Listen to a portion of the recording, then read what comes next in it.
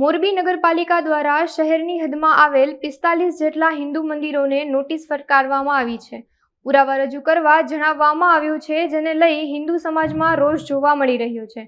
આજરોજ જાગૃત અને ધર્મપ્રેમી લોકો દ્વારા કલેક્ટરને શહેરના 45 હિન્દુ મંદિરોને યથાવત રાખી હિન્દુની આસ્થાને ઠેસ ન પહોંચાડવા પીએમ, સીએમ, સાંસદ અને જિલ્લા કલેક્ટરને આવેદન પાઠવવામાં આવ્યું છે. ગિરીશભાઈ ઘેલાણી, આંતરરાષ્ટ્રીય હિન્દુ પરિષદ સૌરાષ્ટ્ર પ્રાંત ઉપાધ્યક્ષ. 45 મંદિરને નોટિસ મળ્યા બાદ અમે સર્વ હિન્દુ સંગઠન મોરબીની અંદર જ્યારે હિન્દુઓનો પ્રશ્ન હોય કે હિન્દુઓનો ધાર્મિક કાર્યક્રમ હોય ત્યારે મોરબી શહેરની તમામ હિન્દુ સંગઠનોએ એક નક્કી કરેલ છે કે સર્વ હિન્દુ સંગઠનના નામે જ લડત ચલાવી ધાર્મિક કાર્યક્રમ કરવા. પોતપોતાની સંસ્થાના અલગ કાર્યક્રમ કરે એ વાત જુદી છે, પણ જ્યારે સમગ્ર મોરબી શહેરનો પ્રશ્ન હોય કે મોરબીનો એક જાહેર કાર્યક્રમ હોય ત્યારે સર્વ હિન્દુ સંગઠનના નેજા હેઠળ કાર્યક્રમ કરવો, એના અનુસંધાને અમે જલારામ મંદિરે એક મિટિંગ 45 મંદિરો અને સર્વે સંગઠનના સાથીઓ જે સંગઠન હોય હિન્દુઓના એમની એક મિટિંગનું આયોજન કરેલ. એમાં નક્કી કરેલ કે મંદિરના જે સંચાલકો, મંદિરની આસપાસ રહેતા લોકો એક આવેદનપત્ર આપે. એ આવેદનપત્રની નકલ બધા મંદિરોને આપી બધા જ મંદિરવાળાએ સહી સિક્કા કરી અને આ આવેદનપત્ર ભારત સરકારને મોકલી આપેલ છે. અને અમારે આંતરરાષ્ટ્રીય હિન્દુ પરિષદના ડૉક્ટર પ્રવીણભાઈ તોગડિયાને પણ આ અંગે મેં રૂબરૂ મળી અને વાત કરેલ, તો ત્યારે એમને પણ કીધેલું કે આપણા હિન્દુ સમાજનો કોઈ પણ પ્રશ્ન હોય, કોઈ પણ સરકાર હોય, ગમે તે સરકાર હોય, માત્ર આપણે હિન્દુઓનું કામ કરવાનું હોય એટલે હિન્દુઓની સાથે રહી. કમલેશભાઈ આહિર, હિન્દુ યુવા વાહિની મોરબી જિલ્લા પ્રમુખ અને સર્વ હિન્દુ સંગઠનના અધ્યક્ષ. જ્યારે જે તે સમયે નગરપાલિકા દ્વારા જે આપણા આસ્થાથી બંધાયેલ ધાર્મિક દેવસ્થાનના મંદિરોને જે નોટિસ આપવામાં આવી હતી એના અનુસંધાને જે મંદિરોને નોટિસ આપવામાં આવી હતી એ સર્વે મંદિરના પૂજારી અને હિન્દુ સમાજ દ્વારા જે આ કલેક્ટરને એક આવેદનપત્ર દેવામાં આવ્યું છે.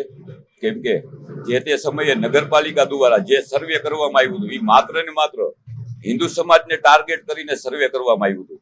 તો હકીકતમાં જેને સર્વે કર્યું છે એને શું બીજા કોઈ એવા સ્થળ ન દેખાણા કે જે હકીકતમાં નગરપાલિકાની જે જગ્યા દબવીને બેઠા છે વર્ષોથી.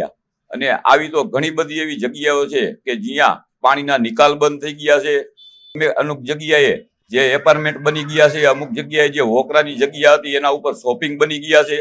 અવારનવાર આવા ઘણા બધા કબજા થઈ ગયેલા છે. તો હકીકતમાં સરકારશ્રીને અને પ્રશાસનને પહેલા તો એ જગ્યા ખુલ્લી કરાવવી જોઈએ કે ના કે ધાર્મિક મંદિરોને ટાર્ગેટ કરવા જોઈએ. ધાર્મિક મંદિરોને ટાર્ગેટ કરવાનું કારણ શું? અને માત્ર ને માત્ર આટલા બધા 45 મંદિરને સર્વે કરીને ઉપર મોકલવાનું કારણ શું હતું જે તે સમયે?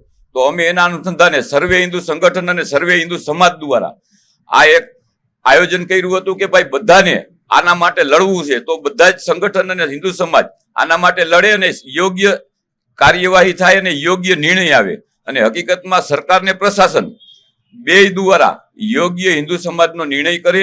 આવા એક તરફી જે કાર્ય કરવામાં આવે છે હકીકતમાં એવા કાર્ય ના કરવા જોઈએ. એના અનુસંધાને અમે કલેક્ટરશ્રીને આવેદનપત્ર આપવામાં આવ્યું છે. નામદાર સુપ્રીમ કોર્ટ તરફથી જે હુકમ કરવામાં આવેલ છે કે અનધિકૃત જગ્યાએ કોઈ પણ ધર્મના, પછી હિન્દુ હોય, મુસ્લિમ હોય, શીખ હોય, ઈસાઈ હોય, એના જો ધર્મસ્થાન અનધિકૃત જગ્યાએ હોય તો તેને દૂર કરવા માટે નામદાર સુપ્રીમ કોર્ટે સરકારશ્રીને હુકમ કરેલ છે. આ અન્વયે અમારા ઉચ્ચ અધિકારી તરફથી આ બાબતની કાર્યવાહી કરવા માટેની વિવિધ સૂચનાઓ મળતી રહે છે.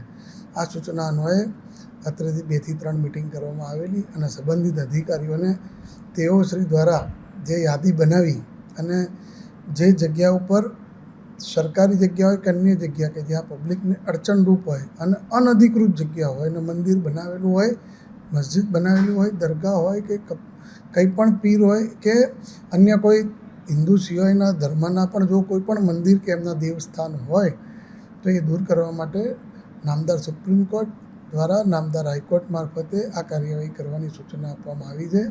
હાલ આ બાબતે પ્રાંત અધિકારી અને નગરપાલિકાના અધિકારીઓ દ્વારા ફક્ત માહિતી મેળવીને નોટિસ આપવામાં આવેલ છે અને તેઓને પોતાની જાતે જ આ જે આ દબાણ હોય એ દૂર કરવા માટે સૂચના આપવામાં આવેલી છે.